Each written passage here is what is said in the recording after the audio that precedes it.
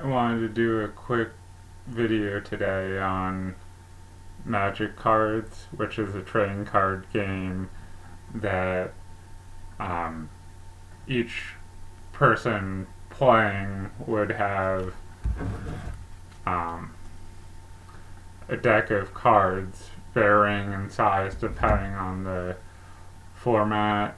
Um, just a normal casual game would have a deck with a minimum of 60 cards. Usually there's no deck limit beyond a minimum of 60 cards or however many cards you can shuffle with your hands. For a game, for a format called Commander, usually it's 100 cards and no more, no less. The 100 cards in a commander deck is one legendary type creature or planeswalker, and then 99 other cards. And since we're talking about the kinds of cards,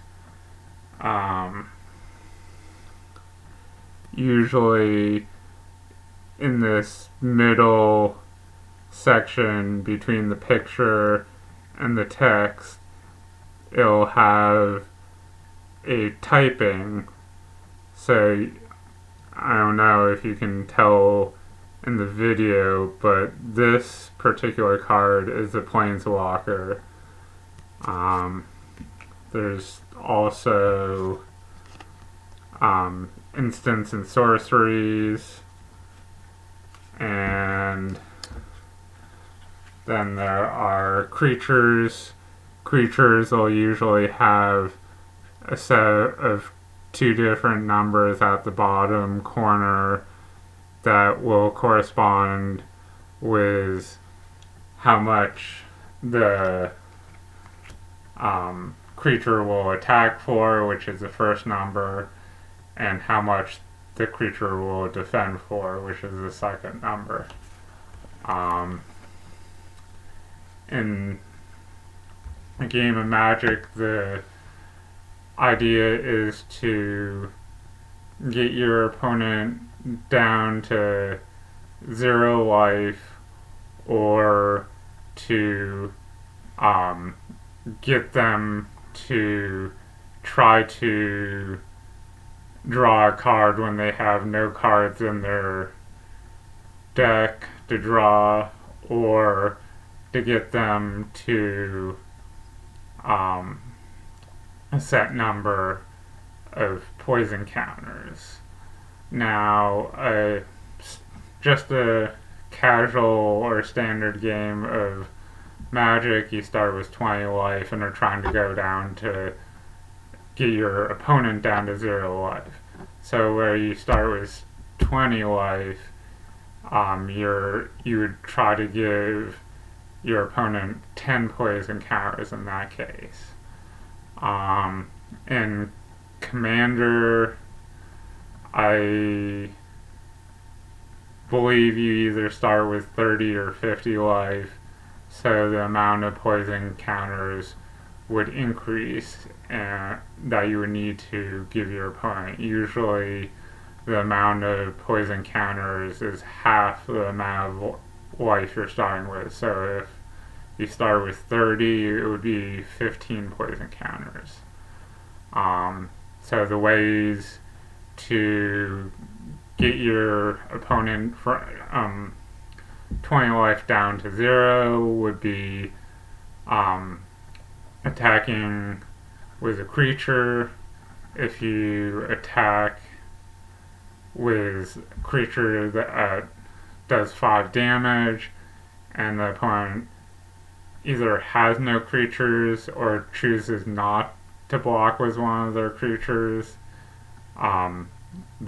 your opponent will take 5 damage. So where they start at 20 life if you're attacking for 5 and they don't block, they would go from 20 life down to 15. So it's easy to see how you could, with multiple creatures dealing varying amount of life, how you could take someone down to 0 easily depending on how many creatures you have versus how many creatures they have. Now, most of the time, the idea would be to block to not take the damage. So if my opponent had, 3 creatures and I had 3 creatures, and I attack and they block, then, they may or may not lose some of their creatures depending on their creature's defense versus my attack. But losing a creature sometimes is more valuable than losing the game. So it's a calculated choice you're making. Do I, sacrifice my 1/1 and block it to not take, 4 damage, 6 damage, whatever it is? Or do I not block and maybe take 2 damage from one of the creatures? Now, I mentioned planeswalkers earlier. Like how creatures have numbers at the bottom, planeswalkers also have a number at the bottom, which is their loyalty counters. Planeswalkers act as if they're a player acting on your behalf, and planeswalkers have different abilities that are either plus or minus.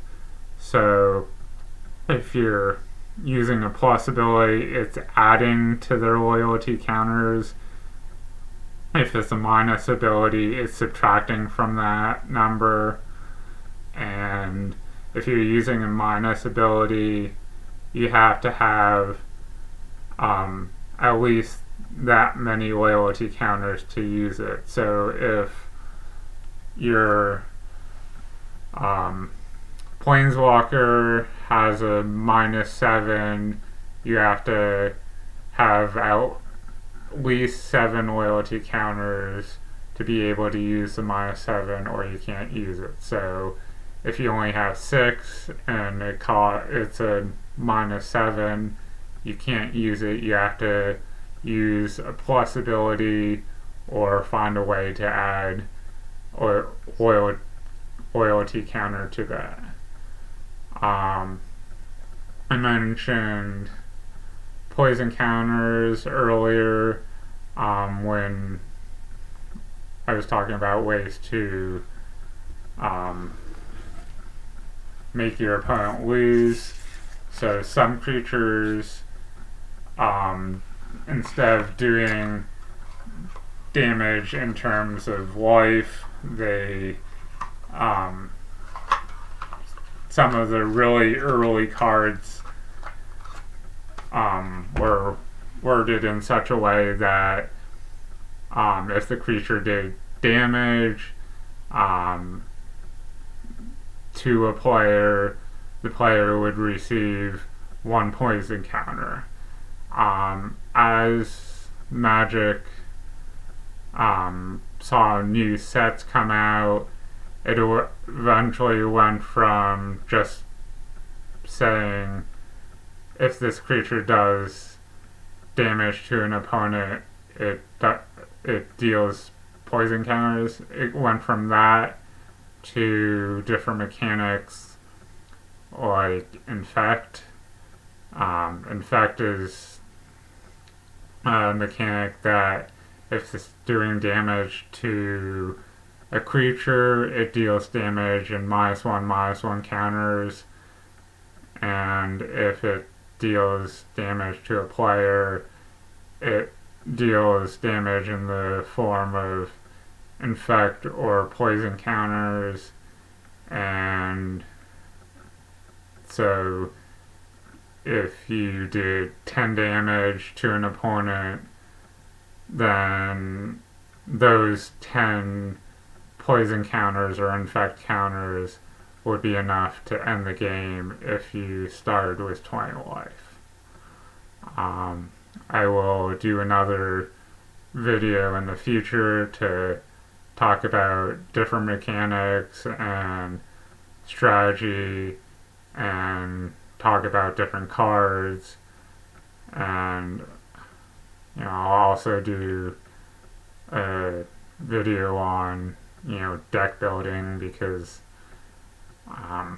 where there's different styles of cards, there's instants, sorceries, creatures, planeswalkers. You need to have a mix of a bunch of different things to come up with a deck that is optimal, that'll perform at its best. You can't just throw 60 cards together and be like, okay, that looks good, because if you had only creatures and no instants or sorceries to help out those creatures, you might have an opponent that only runs a deck around killing creatures. Spells that say destroy target creature or destroy all creatures. And then if you're playing out creatures to then have them killed off by your opponent, well, you're not going to be able to beat your opponent with all your creatures dying. So, hopefully this was somewhat informative, and I will do other videos to kind of give you an idea of more about Magic.